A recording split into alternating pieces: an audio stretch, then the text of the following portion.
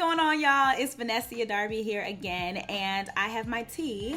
So I'm dropping some tea today, so you know it's about to be lit. Shout out to Karen Jackson, by the way. I feel like I'm doing a sponsored video. This video ain't sponsored. I pay for all this stuff up in here, okay? But shout out to Karen Jackson. She gave me this mug. Hello, gorgeous. So clearly all my people know that I love me some tea, okay? So today's video is going to be all about some of the key players that you're going to need as an independent artist. For those of you who know me personally, you know I started my career in the gospel music industry. I first started as an intern at a record label, and then I went to go work at a radio marketing and promotions firm.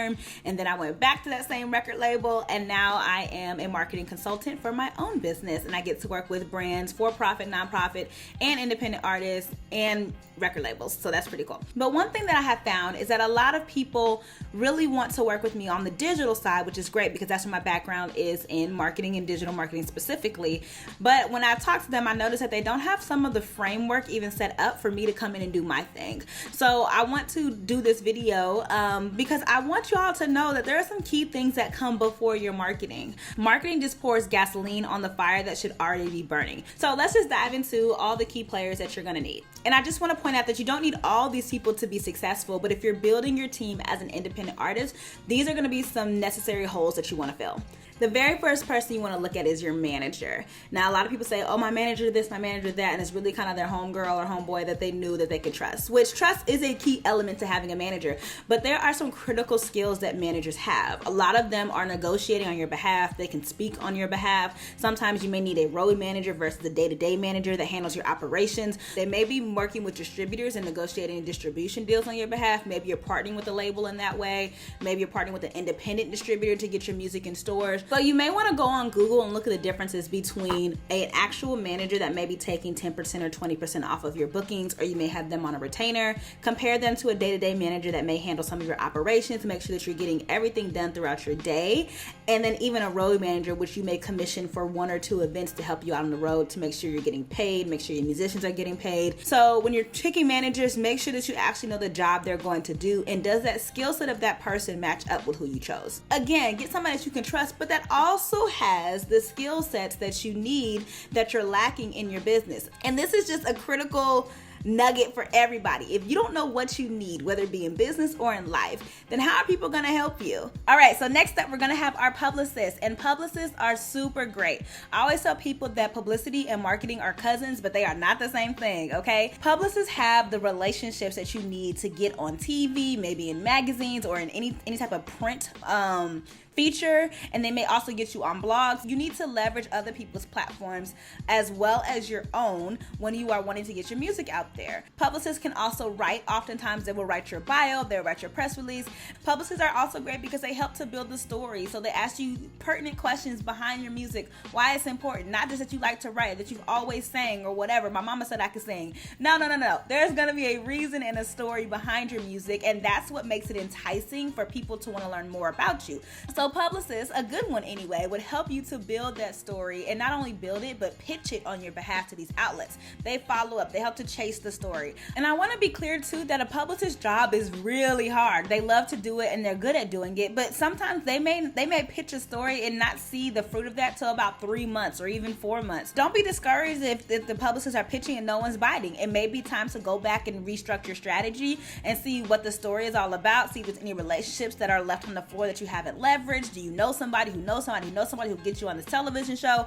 So a publicist is great at doing that, but also cut up some slack because I've heard some publicist horror stories too. All right, so next up we have radio promotions. Now, this is going to be a shameless plug. If you haven't listened to my podcast that I do with 2 of my homies, haven't listened to the podcast called the Entourage Podcast, please go ahead and listen to it. So episode 2 and 3 were with a fabulous radio promoter by the name of Ebony Funderburg called Integrity in the Industry Part 1 and Part 2.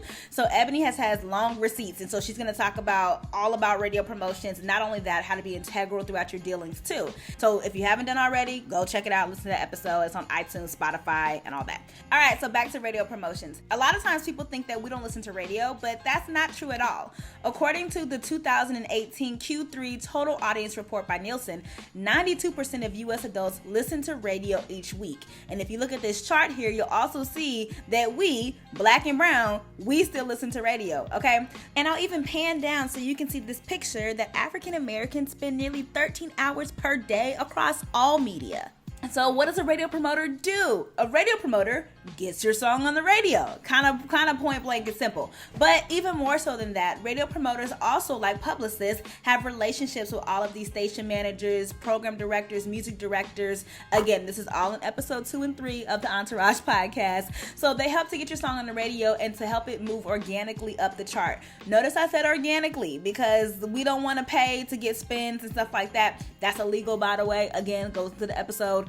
But the radio promoter works with these stations to get your song played all across the country, especially if you're in a particular genre. I'll take gospel, for example, because that's where my experience is in.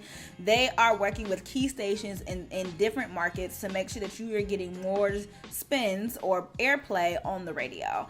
You can also do promotions with stations. You know, maybe you partner up and do a meet and greet. Maybe you do a giveaway of 2 or 3 tickets while you're in town at that local station. So a radio promoter will think of all of that and will also help to report how your song is doing in several different markets. Now, I also got my start, like I said, at a gospel radio and promotions firm in Cincinnati, Ohio, under Tracy Artist, who is also an amazing radio promoter.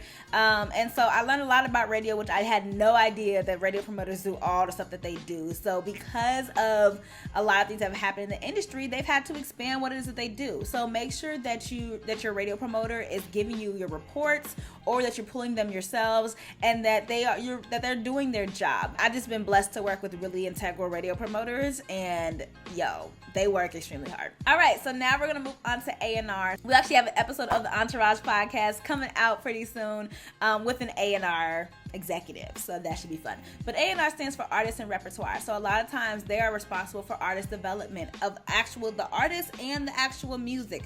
So they can tell you that, hey, these mics didn't sound good. We need to remix and remaster this music, because you can work really, really hard on a piece of music, but if you don't have quality instrumentation, or maybe sonically it just doesn't sound good, an A&R person is responsible for telling you that and for helping to get it fixed. They typically also handle the production budget as well. So you don't spend all of your money on some music that really isn't radio quality, and that happens. So just because you can put together things on GarageBand doesn't necessarily mean that it should be played on the radio, and it should be played in churches, or it should be played in different markets. Have somebody that has a great ear in the industry, that knows what the industry standard sounds like, that can tell you the truth about your music. And lastly, we have marketing, and marketing really covers how to build awareness around a product or service. In particular, we're talking about music. So how to get your music in front of the right people and into those ears, and also promoting people and enticing people to buy your product or service or your music. I like to split up digital marketing versus traditional marketing, because to me, those are two different worlds. Although they come together, they play nice in the sandbox. Traditional marketing can encompass things like photo shoots, video shoots, concepts behind videos, concepts behind your music, and really what the story is. Again, working with publicity, but they're not the same thing.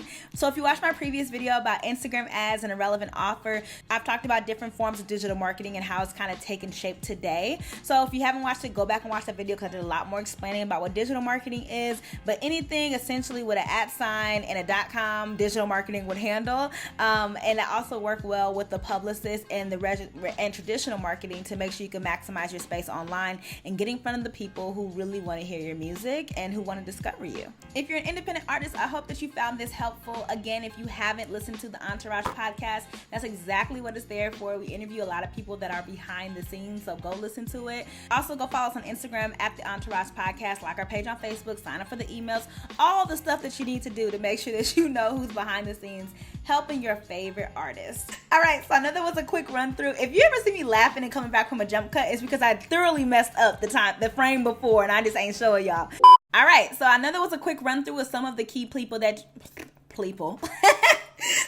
Again, my name is Vannesia Darby, and I hope that you enjoyed this video. Don't forget to sign up for my weekly blog list at VannesiaDarby.com, so I can send you all the encouragement tea in your inbox every Monday morning. You can also follow me on Instagram and Twitter at Vannesia Darby, and I'll see you on the next video. Bye.